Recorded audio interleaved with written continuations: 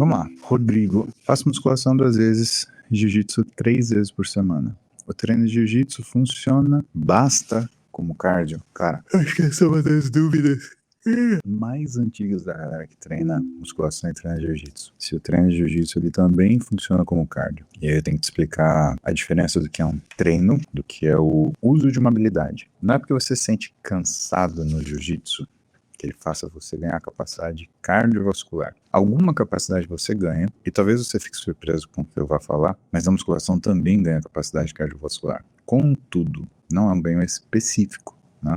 O que você ganha no jiu-jitsu, que ao longo do tempo vai melhorando, vai fazendo com que você seja mais capaz de lutar, são habilidades específicas do jiu-jitsu, é você conseguir resistir especificamente a uma luta de jiu-jitsu, que não tem a ver só com a sua capacidade cardiovascular, mas tem a ver com a sua habilidade de fazer economia de movimento, tem a ver com a sua capacidade de usar aqueles movimentos de uma forma mais eficiente. Então, na verdade, você começa a aprender a economizar energia, e não você ganha capacidade física cardiovascular por causa do jiu-jitsu. Se você quer ganhar capacidade cardiovascular, aí o caminho é outro.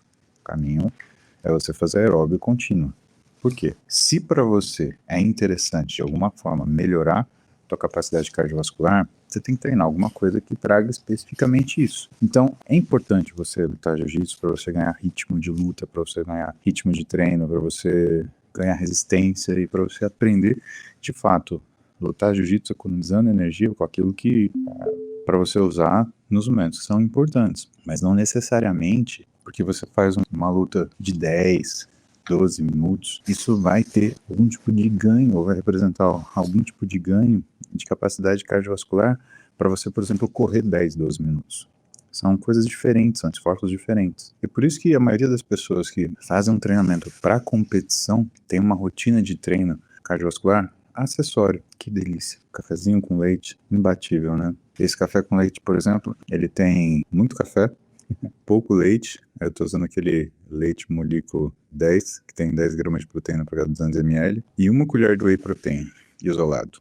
Baunilha, né? E mesmo quando a gente fala do exercício aeróbio, Rodrigo, existem diferenças de você treinar aeróbio em modalidades diferentes. Por exemplo, o sujeito que corre, que tem uma capacidade de correr grandes distâncias, grandes volumes, ele não necessariamente vai fazer a mesma coisa numa bicicleta.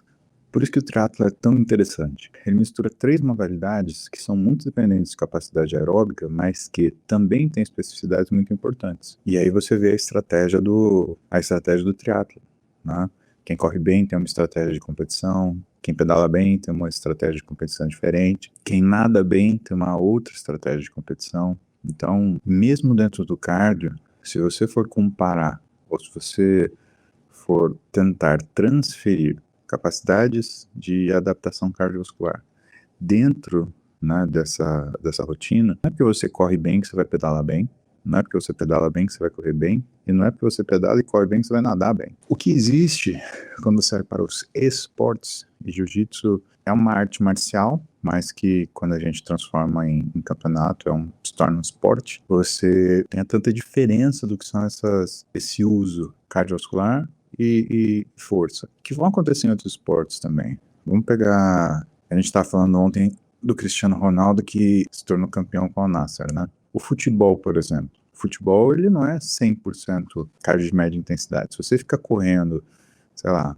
a 9 km por hora, ou que seja 12 km por hora, isso é só uma parte daquilo que uma partida de futebol ela vai utilizar de você. Visto que existem posições, por exemplo, dentro do time de futebol, onde você tem jogadores que basicamente o jogo para eles é tiro. Então esse cara treina o quê? Tiro de 50 metros. Ele tem uma atividade altamente anaeróbia. E o exemplo do Cristiano é um exemplo bom, porque o esporte que ele faz hoje, que ele adora, é paddle. Tanto que ele comprou uma empresa que é uma quadra de paddle lá em Lisboa, de tanto que ele gosta de paddle, que é tipo eu não conhecia o paddle. Se você não conhece, o paddle é um esporte de raquete, como se fosse um tênis, mas numa quadra pequena, com uma raquete menor, e você pode usar as paredes da quadra. E quando você observa as atividades do paddle, você fala, pô, mas isso é aeróbio.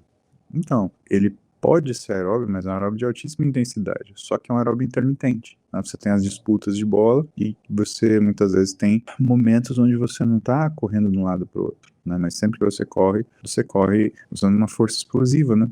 Então, é um cardio de intensidade. E o que a gente tenta passar para os atletas, né, é que você tem que ter uma flexibilidade de capacidade aeróbica. Você tem que conseguir, né, correr pelo menos aí 30 minutos, 1 hora, e você tem que conseguir também fazer uma série de tiros de alta intensidade dentro de um determinado intervalo de tempo. E que essa habilidade de você conseguir fazer vários tipos de aeróbio, ele se assemelha, por exemplo, na musculação, a você conseguir treinar com muito peso, ou então você conseguir treinar com muita repetição, ou você conseguir treinar com muito peso e muito controle do movimento, sem usar impulso, ou você trabalhar muita repetição também com controle de movimento. É que talvez na musculação fique mais fácil você observar isso, porque você já faz isso no dia a dia. Então você faz uma repetição com uma força excêntrica, por exemplo, aumentada. Você vai fazer uma repetição com um aumento naquilo que é o tempo de força concêntrica.